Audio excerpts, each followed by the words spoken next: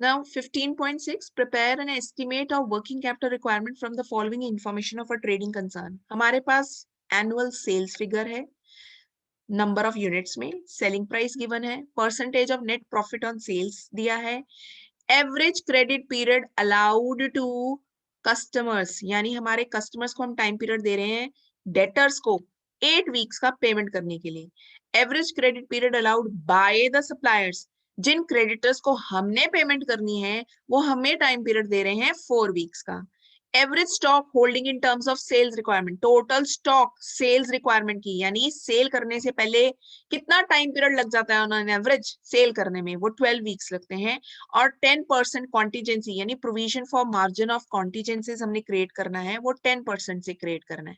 सो सबसे पहले हमारे पास जो इंफॉर्मेशन अवेलेबल है उस बेस पे हमने वर्किंग कैपिटल रिक्वायरमेंट निकालनी है, और उसका फॉर्मूला होता है current assets minus current liabilities.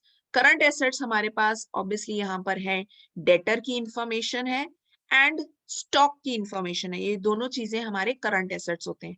Debtor का टाइम पीरियड दिया हुआ है 8 वीक्स, ये टाइम पीरियड यूज करेंगे और फॉर्मूला लगाएंगे, तब हमारे पास ये अमाउंट आ सकती है।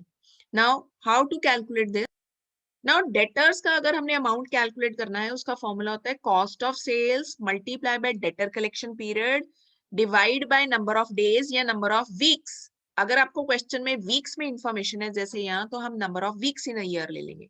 अगर ये इंफॉर्मेशन डेज में दी होती तो हमने यहाँ नंबर ऑफ डेज ले लेना था, 365 या 360 डेज, जो भी आप अज्यूम करते हो। अब हमें वीक चाहिए तो वीक लेंगे 52, डेटर कलेक्शन पीरियड हमें 8 दिया हुआ है, तो कॉस्ट ऑफ सेल्स हमें यहाँ पे कैलकुलेट करनी पड़ेगी। सेलिंग प्राइस है हमारी, number of units 1 lakh into 8 रुपए की सेल होती है, तो 8 lakh is the selling price. Profit उन्होंने बोला है 25% है ऑफ सेल्स, तो 25% of sale is 2 lakh. Selling price में से हम प्रॉफिट माइनस कर दें तो हमारे पास कॉस्ट ऑफ सेल आ जाती है, तो इस फॉर्मूले में ये वैल्यू सब्स्टिट्यूट करके हमारे पास फिगर आ गई डेटर्स की। उसी तरह हमने स्टॉक की वैल्यू कैलकुलेट करनी है। स्टॉक का टाइम पीरियड दिया है 12 लाख। ये स्टॉक कौन सा स्टॉक है? Average stock holding in terms of sales, in terms of sale बोला, इसका मतलब ये स्टॉक रेडी स्टॉक होगा जिसको कभी भी हम सेल कर सकते हैं। तो cost of sale is 6 lakh multiply by the time period 12 divide by 52, तो ये हमारे पास वैल्यू आ जाती है 1,38,462। टोटल करेंगे, टोटल करंट एसेट्स आ गए। अब हम माइनस करेंगे इसमें से लायबिलिटीज। लायबिलिटीज हमारे पास सिर्फ एक ही है, क्रेडिटर्स। क्रेडिटर्स का टाइम पीरियड 4 वीक्स है। ऑब्वियसली क्रेडिटर से हमने रॉ मटेरियल खरीदा, रॉ मटेरियल खरीदा अपनी प्रोडक्शन करने के लिए। प्रोडक्शन की कॉस्ट, जितनी कॉस्ट ऑफ सेल्स है वही हमारी कॉस्ट ऑफ प्रोडक्शन होगी। तो 6 lakh multiply by time period 4 weeks divide by 52, हमारे क्रेडिटर की अमाउंट आ गई।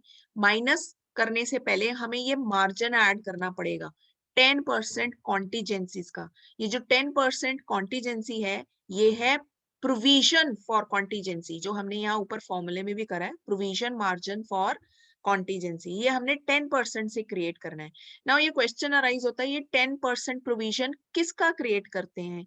ये हमेशा हम क्रिएट करते हैं नेट वर्किंग कैपिटल पे। नेट वर्किंग कैपिटल हम ऑलरेडी निकाल चुके हैं, एसेट्स माइनस लायबिलिटीज, वो आई हमारी अमाउंट 1,84,616। इस पे 10% प्लस करके हमारी टोटल वर्किंग रिक्वायरमेंट बन जाएगी 2,03,078। आई अगेन रिपीट, पहले हम नेट वर्किंग कैपिटल निकालते हैं, current assets minus the current liabilities करके, फिर उसमें हम अपनी प्रोविजंस फॉर कॉन्टीजेंसीज ऐड करते हैं, जो कि यहाँ पे 10% बोला है ऑफ दिस अमाउंट। तो हमारी टोटल वर्किंग रिक्वायरमेंट कैपिटल की हो जाएगी 2,33,078।